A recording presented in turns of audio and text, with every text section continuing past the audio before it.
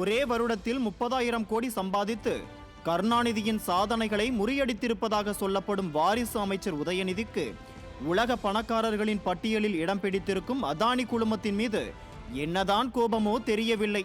எந்த பக்கம் போனாலும் அதானி குழுமத்தை வம்புக்கு இழுத்து வாய் சவடால் பேசுவதை வழக்கமாக வைத்திருந்தார்.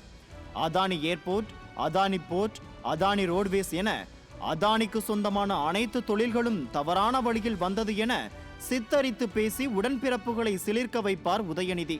வாரிசு அமைச்சரின் பேச்சை கேட்டு சில்லறையை சிதறவிடும் உடன்பிறப்புகள் நாம மட்டும் என்ன சும்மாவானே, கருணாநிதி பேருந்து நிலையம், கருணாநிதி நூலகம்னு கவர்மெண்ட் காசுல கட்டடம் கட்டி நம்ம பேரை வச்சிட்டோம்ல, நாம தானே கெத்து என சிலாகித்து பேசுவார்கள். சரி, அவர்களுக்குள் என்ன தொழில் போட்டியோ, நமக்கேன் வம்பு. இப்போதைய செய்தியை பேசுவோம்.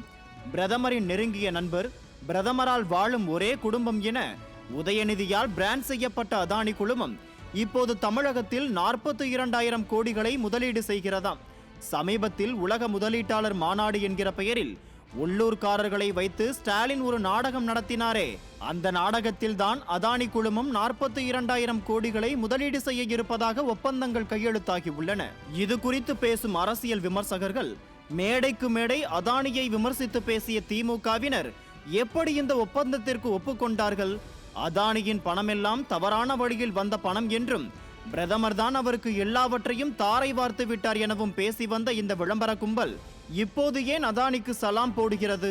ஸ்டாலின் பாரத பிரதமர் என பாசமாக பேசியது, உதயநிதியின் தேவையற்ற டெல்லி பயணம் போன்றவற்றை கூட்டி கழித்து பார்த்தால் அதானிக்கு வாசலை திறப்பது சந்தேகத்தை ஏற்படுத்துகிறதே.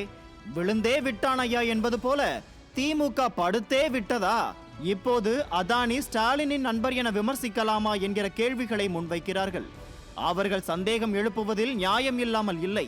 அதானி ஒரு கொள்ளைக்காரர் போலவும் மத்திய அரசு அவரது கொள்ளைக்கு துணை போவது போலவும் பேசி வந்த உதயநிதி இப்போது வாய்மூடி மௌனியாக இருப்பது திமுக வழக்கம் போல கொள்கையை மாற்றிக்கொண்டதோ என்கிற சந்தேகத்தை கிளப்பத்தான் செய்கிறது.